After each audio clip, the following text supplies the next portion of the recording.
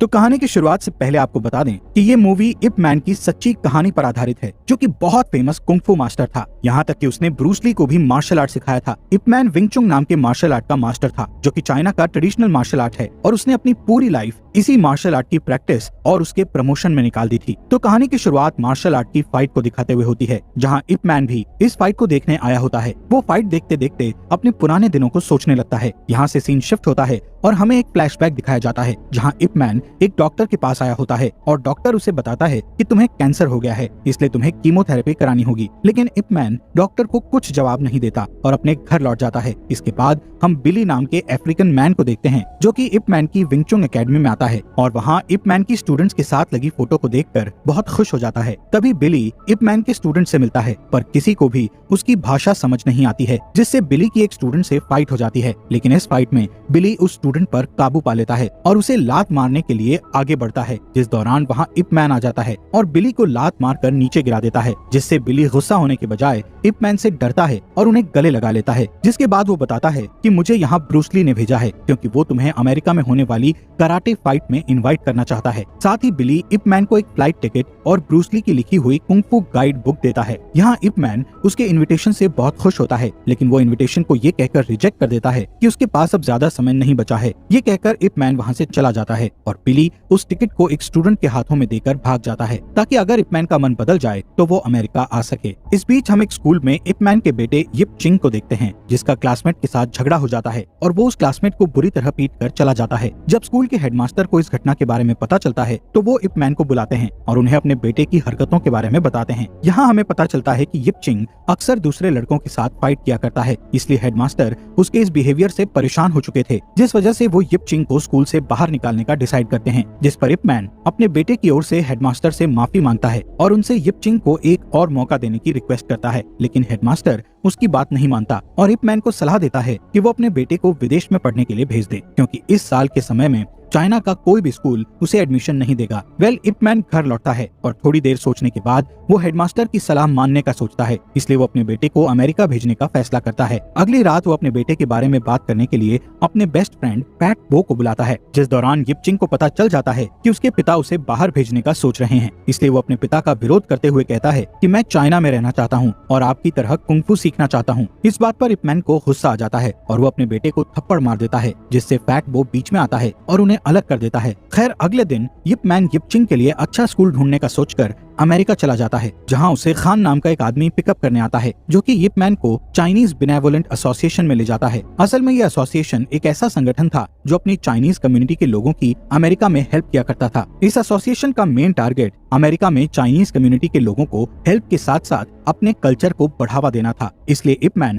America में भी अपने बेटे को एक चाइनीज स्कूल में एडमिशन दिलाना चाहता था, जिसके लिए उसे चाइनीज एसोसिएशन के लीडर से परमिट लेना जरूरी था और इस वजह से वो लीडर से मिलने आया हुआ था। यहाँ इप मैन की मुलाकात मास्टर वैन और कुंग-फू मास्टर्स के एक ग्रुप से होती है। इससे पहले कि वो उन्हें यहाँ आने का कारण बताता कि तभी मास्टर वैन उसे टोकते हुए कहते हैं कि तुम्हारा स्टूडेंट ब्रूस ली विदेशियों को कुंग-फू सिखा रहा है, और इतना ही नहीं, ब्रूस ली ने इंग्लिश भाषा में एक कुंग-फू गाइड बुक भी लिखी है, जिससे मुझे डर है कि फ्यूचर में ये विदेशी हम चाइनीज लोगों के खिलाफ होकर कुंग-फू स्किल्स का यूज कर सकते हैं। इस बात पर इप मैन को गुस्सा आ जाता है और वो वैन से लड़ने के लिए तैयार हो जाता है, लेकिन बाद में वो खुद पर कंट्रोल करता है और वहाँ से चला जाता है। इसके बाद वो रूम में आकर अपने बेटे को कॉल करता है, लेकिन यिप चिंग उससे बात नहीं करता है। इसके बाद हम वैन को देखते हैं, जो कि अपनी बेटी योना को कुंग-फू की ट्रेनिंग दे रहे होते हैं, जिससे हमें पता चलता है कि योना को मार्शल आर्ट्स में कोई इंटरेस्ट नहीं है, बल्कि वो चीयर लीडर गर्ल बनना चाहती है। खैर अगली सुबह खान इप मैन को अपने एक दोस्त से मिलाता है, ताकि वो यिप चिंग के डॉक्यूमेंट्स को बनाकर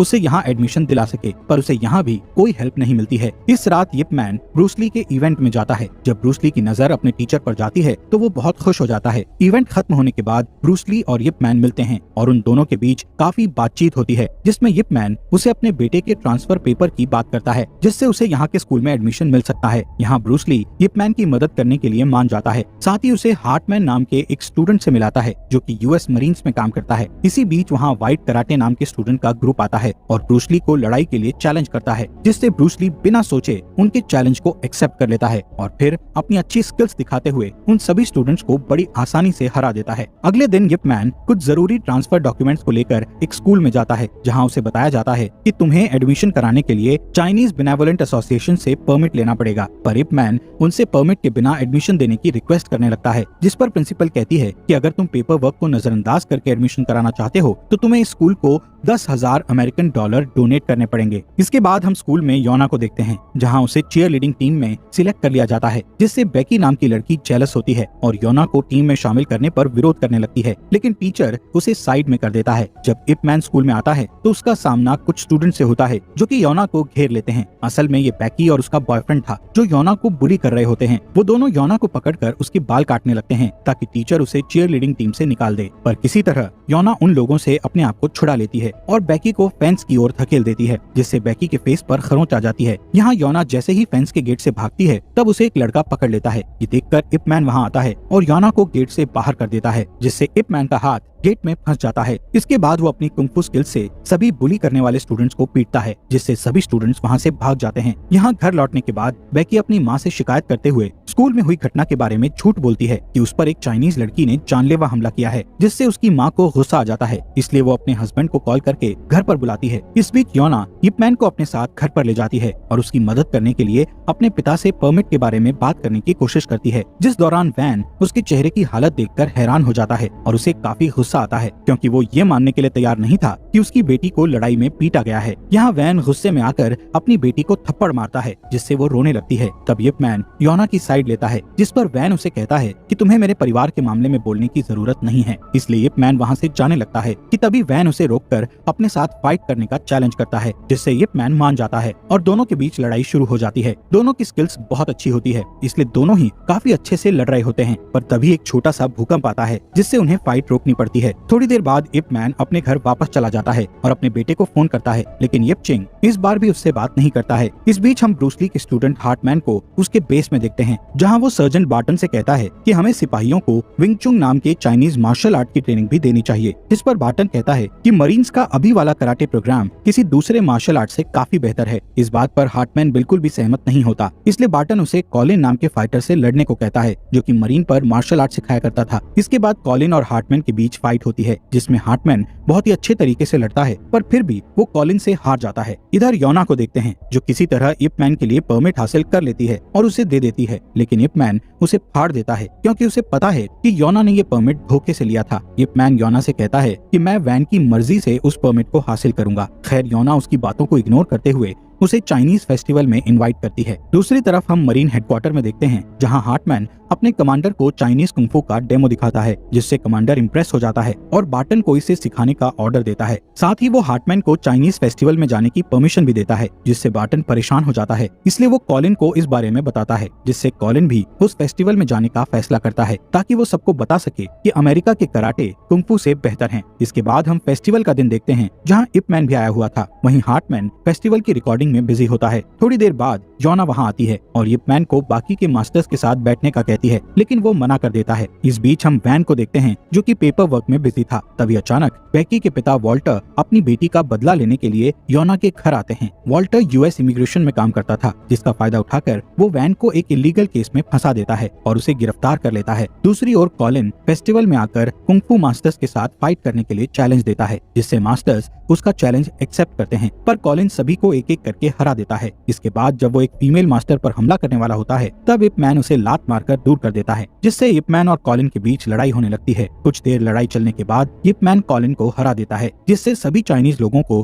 खुशी होती है और सभी एंजॉय करने लगते हैं। इसी दौरान वहाँ योना के अंकल आते हैं और उसे अपने पिता की गिरफ्तारी के बारे में बताते हैं, जिससे योना और यिप मैन तुरंत इमिग्रेशन ऑफिस जाते हैं। दूसरी तरफ बार्टन को कॉलिन की हार के बारे में पता चलता है, तो उसे बहुत गुस्सा आता है, इसलिए वो चाइनीज बेनेवोलेंट एसोसिएशन के लोगों को मारने के लिए निकल जाता है। इधर वॉल्टर वैन पर आरोप लगाता है कि उन्होंने चाइनीज लोगों को अमेरिका में बसने के लिए फर्जी डॉक्यूमेंट्स बनाए हैं, पर वैन अपने आरोपों से इनकार करता है, लेकिन फिर भी वॉल्टर एसोसिएशन के सभी लोगों को गिरफ्तार करने के लिए अपने लोगों को भेज देता है। यहाँ यिप मैन और योना को ऑफिस के अंदर जाने के लिए एक अफ्रीकन रोक देता है। तब पता चलता है कि वो अफ्रीकन बिली है और वो यहाँ काम करता है। बिली यिप मैन को बताता है कि वॉल्टर ने एसोसिएशन के सभी लोगों को गिरफ्तार करने का प्लान बनाया है। तब योना के अंकल अपने फ्रेंड को कॉल करते हैं और गिरफ्तारी वाली बात बताकर उसे बाकी के लोगों को अलर्ट करने का कहते हैं। लेकिन अचानक से वहाँ बार्टन आ जाता है और सभी को पीटने लगता है, जिसके बाद वो उनसे वैन के बारे में पूछता है, क्योंकि उसे लग रहा था कि कॉलिन को वैन ने पीटा था। खैर मास्टर्स उसे इमिग्रेशन ऑफिस जाने को कहते हैं, इसलिए बार्टन उस जगह के लिए निकल जाता है। इधर यिप मैन जब मास्टर्स के पास आता है तो उसे पता चलता है कि बार्टन ने उन पर हमला किया था, इसलिए उसे बार्टन पर बहुत गुस्सा आता है। लेकिन वो अपने इमोशंस को कंट्रोल करता है और एसोसिएशन के सभी लोगों को वॉल्टर से बचाने के लिए उन्हें अपनी जगह को खाली करने को कहता है। दूसरी ओर बार्टन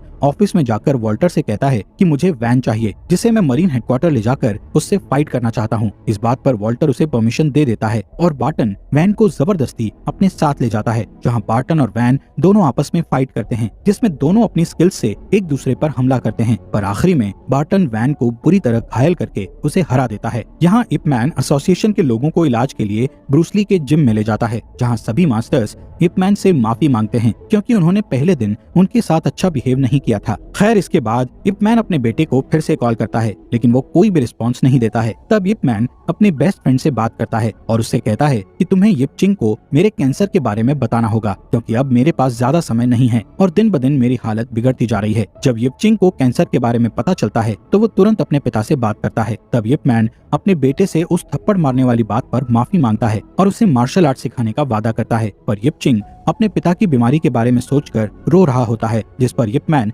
उसे संभालते हुए कहता है कि मैं यूएस में अपना काम पूरा करके जल्द ही घर वापस जाऊंगा। अगले दिन यिप मैन बार्टन को बता देता है कि उसने ही कॉलिन को पीटा था। साथ ही वो बार्टन को लड़ाई के लिए चैलेंज करता है। इसके बाद हम यिप मैन और बार्टन के बीच बेहतरीन फाइट को देखते हैं, जहाँ बार्टन बहुत ही अच्छे से लड़ रहा होता है, क्योंकि कैंसर के कारण यिप मैन की बॉडी बहुत स्लो काम कर रही थी। पर यिप मैन हार नहीं मानता और बार्टन को पीटकर उसकी गर्दन पर वार कर देता है, जिससे बार्टन फाइट में हार जाता है। कुछ समय बाद वैन भी ठीक हो जाता है और उसकी दोबारा यिप मैन के साथ दोस्ती हो जाती है, इसलिए वो उसे यिप चिंग को अमेरिकन स्कूल में एडमिशन दिलाने की परमिशन भी दे देता है। खैर यिप मैन वापस अपने घर चला जाता है, जिसे देखकर यिप चिंग बहुत खुश होता है और अपने पिता से मार्शल आर्ट सिखाने के लिए कहता है, जिस पर यिप मैन शर्त रखता है कि वो उसे सिर्फ एक बार ही सिखाएगा। कहानी के एंड में हमें दिखाया जाता है कि कुछ समय बाद यिप मैन की डेथ हो जाती है और ब्रूस ली उनके फ्यूनरल में आकर उन्हें अपना अंतिम सम्मान देता है। इसी के साथ ये मूवी यहीं पर एंड हो जाती है। दोस्तों अगर आपको ये वीडियो अच्छी लगी हो तो प्लीज इस वीडियो को लाइक और हमारे मिस्ट्री एक्सप्लेन चैनल को सब्सक्राइब कर लीजिए।